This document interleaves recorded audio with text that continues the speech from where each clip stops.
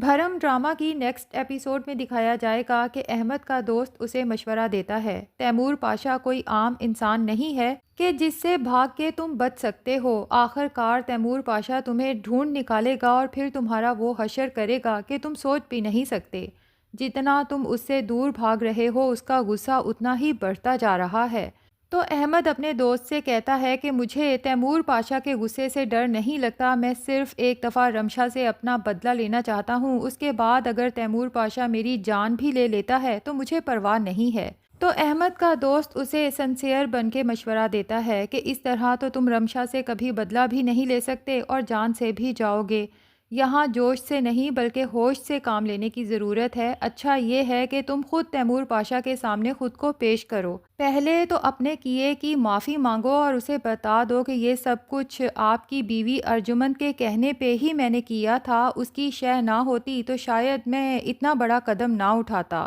اور پھر رمشا کی ساری حقیقت تیمور پاشا کو بتاؤ کہ جو بیٹی آپ کو 25 سال بعد ملی ہے، آپ تو شاید اس پہ آنکھیں بند کر کے یقین کر سکتے ہیں لیکن وہ یقین کے قابل نہیں ہے۔ اور پھر جو کچھ رمشا نے تمہارے ساتھ کیا ہے تم تیمور پاشا کو بتاؤ گے تو مجھے یقین ہے کہ وہ اس میں تمہارا ہی ساتھ دے گا، کیونکہ اس انسان کے بارے میں مشہور ہے کہ وہ ہمیشہ حق اور سچ کا ساتھ دیتا ہے، چاہے اس کے مد مقابل اپنا ہی خونی رشتہ کیوں نہ ہو۔ احمد کو اپنے دوست کی بات خاصی معقول معلوم ہوتی ہے، تبھی وہ تیمور پاشا سے خود کانٹیکٹ کرتا ہے اور اسے بتاتا ہے کہ میں احمد بات کر رہا ہوں جسے آپ کے بندے پاگلوں کی طرح ڈھونڈتے پھر رہے ہیں۔ میں خود آپ سے ملنا چاہتا ہوں لیکن اس سے پہلے آپ مجھ سے وعدہ کریں کہ میری پوری بات سنے بغیر، حقیقت جانے بغیر آپ مجھے کوئی سزا نہیں دیں گے۔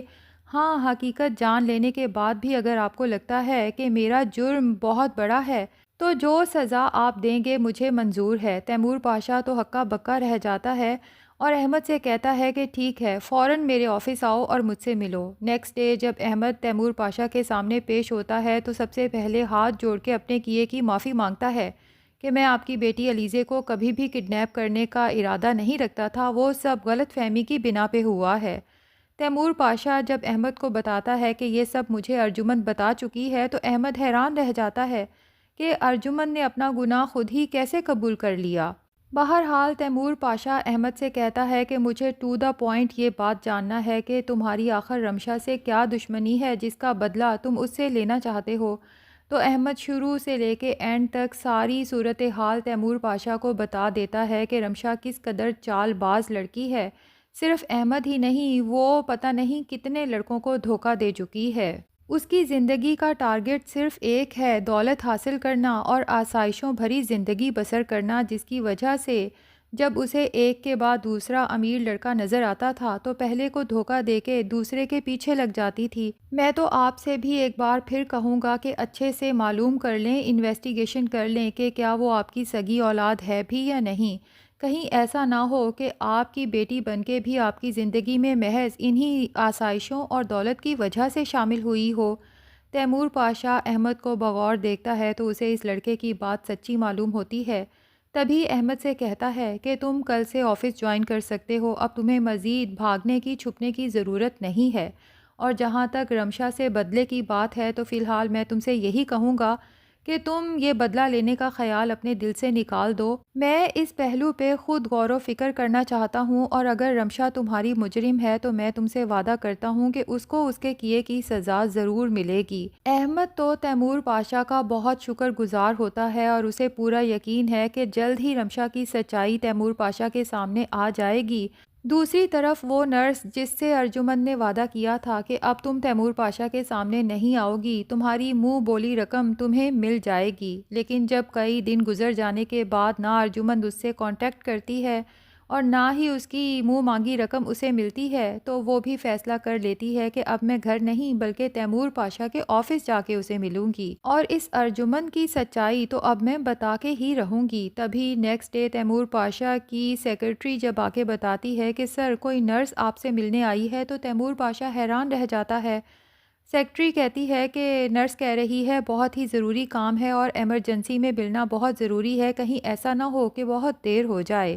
تیمور پاشا سیکرٹری سے کہتا ہے کہ ٹھیک ہے، اسے اندر بھیج دو۔ اور جیسے ہی وہ نرس آفس میں داخل ہوتی ہے تیمور پاشا ہکا بکا رہ جاتا ہے کہ یہ تو وہی عورت ہے جو کچھ دن قبل گھر پہ آئی تھی اور ارجمن اسے سائڈ پہ لے گئی تھی کہ یہ میری جاننے والی ہے۔ تیمور پاشا نرس سے کہتا ہے کہ خیریت تو ہے، آپ گھر بھی آئی تھی اور اب آپ یہاں پہ؟ تو نرس کہتی ہے کہ دراصل آپ کی بیوی ارجمن کے بارے میں ایک بات میں آپ کو بتانا چاہتی ہوں، 25 سال پرانا راز ہے جو آج میں افشا کرنا چاہتی ہوں۔ تیمور پاشا تو اس بات پہ ٹھٹک جاتا ہے 25 سال پہلے کا راز سن کے، کیونکہ 25 سال پہلے ہی تو اس نے اپنی مہر النساء کو کھویا تھا۔ اس لیے نرس سے کہتا ہے کہ جو بھی راز ہے مجھے جلد سے جلد بتاؤ، بات کو گھمانے پھرانے کی ضرورت نہیں ہے۔ تو نرس ارجمن کی ساری کارستانیاں تیمور پاشا کو بتا دیتی ہے کہ کیسے آج سے 25 سال پہلے مہر النساء کے ہونے والے بچے کو ختم کرنے کے لیے ارجمن نے مجھے پیسے دیے تھے، لیکن معصوم سے بچے کو دیکھ کے میرے ضمیر نے ملامت کی اور میں نے اسے ختم نہیں کیا۔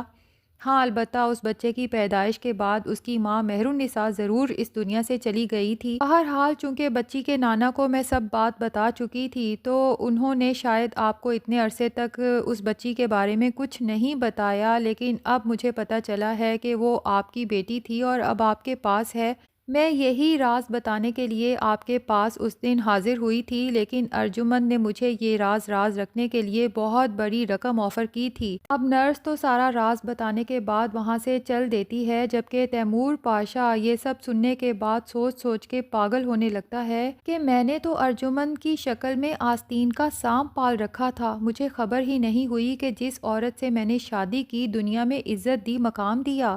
وہ ہمیشہ سے میری جڑیں کاٹنے میں لگی ہوئی تھی اور میری خوشیوں کی قاتل بھی وہی عورت ہے۔ اسی لمحے فیصلہ کر لیتا ہے کہ اب اس عورت کو میں مزید اپنی زندگی میں اور اپنے گھر میں برداشت نہیں کر سکتا، آج کی آج اسے طلاق دے کے اپنی زندگی سے نکال باہر کروں گا۔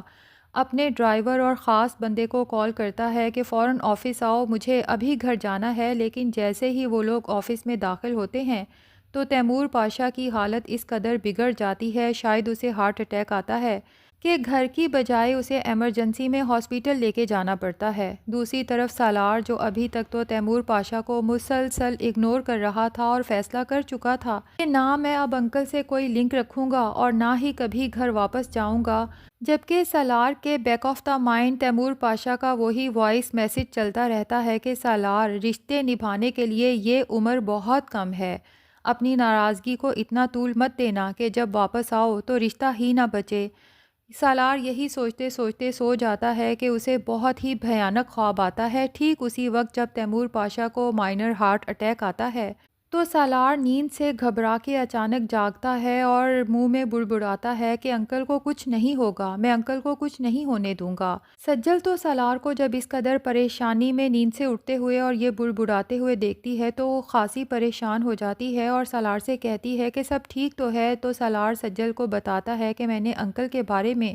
بہت بھیانک خواب دیکھا ہے۔ یہ سن کے تو سجل کے دل کو بھی کچھ ہونے لگتا ہے۔ تو ناظرین یقیناً سالار اور سجل کو جب پتہ چلے گا کہ تیمور پاشا ہاسپٹلائزڈ ہے تو دونوں فوراً وہاں پہنچیں گے، اور رابعہ کو بھی جب اس سب کے بارے میں پتہ چلے گا تو ہو سکتا ہے وہ بھی تیمور پاشا کے پاس پہنچے اور تیمور پاشا کی حالت کو دیکھتے ہوئے فیصلہ کر لے کہ اب اس راز کو مزید راز نہیں رہنا چاہیے، کیونکہ اگر تیمور پاشا کو کچھ ہو گیا تو میں خود کو کبھی معاف نہیں کر پاؤں گی۔ تبھی وہ تیمور پاشا، سجل اور سالار کے سامنے حقیقت بتا دے گی کہ میں آپ لوگوں کی گناہ گار ہوں، میں نے رمشا کا اس کے جھوٹ میں ساتھ تو ضرور دیا، لیکن ایک ماں ہونے کے ناطے میں مجبور ہو چکی تھی کیونکہ رمشا مجھے ایموشنلی بلیک میل کر رہی تھی، لیکن اب مزید میں اس راز کو اپنے دل میں نہیں رکھ سکتی، اس لیے آج بتا رہی ہوں کہ تیمور پاشا اور مہر النساء کی اصل اولاد رمشا نہیں بلکہ سجل ہے۔ تو دیکھنا یہ ہے ناظرین کہ جب یہ راز سب کو پتہ چلے گا تو سب کے کیا ایکسپریشنز ہوتے ہیں۔ یقیناً سجل اور تیمور پاشا تو اوور ایکسائٹڈ ہوں گے۔ آپ میں سے کس کس کو انتظار ہے اس لمحے کا، کمنٹ سیکشن میں ضرور بتائیں۔ ویڈیو پسند آئی ہے تو لائک اور چینل کو سبسکرائب بھی ضرور کر لیں۔